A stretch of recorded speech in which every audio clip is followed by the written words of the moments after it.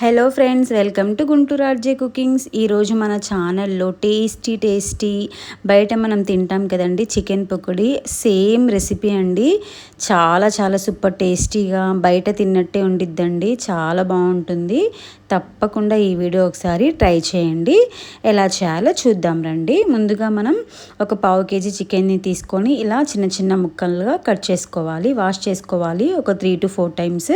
అందులోకి కొంచెం టేస్ట్కి సరిపడినంత ఉప్పు వేసుకోవాలి, అలానే కొంచెం పసుపు వేసుకోవాలి, అలానే కొంచెం 1 టేబుల్ స్పూన్ కారం వేసుకోవాలి, అలానే 1 టేబుల్ స్పూన్ ధనియాల పొడి, అదేవిధంగా 1 టేబుల్ స్పూన్ చికెన్ మసాలా, అలానే కొంచెం అల్లం వెల్లుల్లి పేస్ట్, అలానే 2 టేబుల్ స్పూన్ల శనగపిండి వేసుకోవాలి, అలానే 1 స్పూను కార్న్ఫ్లోర్ వేసుకోవాలి, అలానే కొంచెం ఆయిల్ వేసుకోవాలి. వేసుకొని బాగా కలుపుకోవాలి. చికెన్కి ఈ మసాలాలు పట్టేంత వరకు బాగా ఒక 5 నిమిషాల వరకు బాగా కలుపుకోవాలి. కలిపి చివరగా చాట్ మసాలా 1 స్పూన్ వేసుకోవాలి. ఇదేనండి సీక్రెట్ వచ్చేసి, చాలా టేస్టీగా ఉంటుంది. చాట్ మసాలా వేస్తే మనం కలర్ కొంచెం మంచిగా రెడ్గా కనిపించాలి అంటే స్ట్రీట్ స్టైల్ లాగా అంటే మనం కలర్ వేసుకోవచ్చు.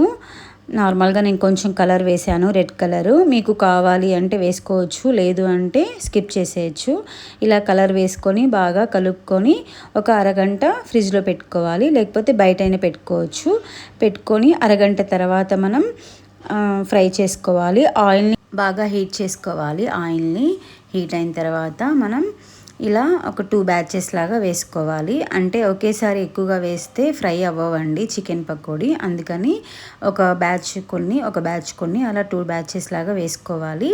వేసి ఒక 5 నిమిషాల వరకు తిప్పకూడదు, అంటే మనం మసాలా అంటించాం కదా, అదంతా పోతుంది. అందుకని మనం ఒక 2 నిమిషాల తర్వాత మనం ఫ్రై చేసుకోవాలి. అటు ఇటు తిప్పుతూ ఒక 10 నిమిషాలు పడుతుందండి. అంటే లోపల నుంచి బాగా కాలాలి కదా, అంటే చికెన్ కొంచెం గట్టిగా ఉంటుంది కదా, అలా ఒక 10 నిమిషాలు ఫ్రై చేసుకోవాలి. ఇలానే ఇంకో బ్యాచ్ కూడా వేసుకొని ఫ్రై చేసుకోవాలి. చాలా టేస్టీగా సూపర్ ఎమ్మీగా ఉంటుంది.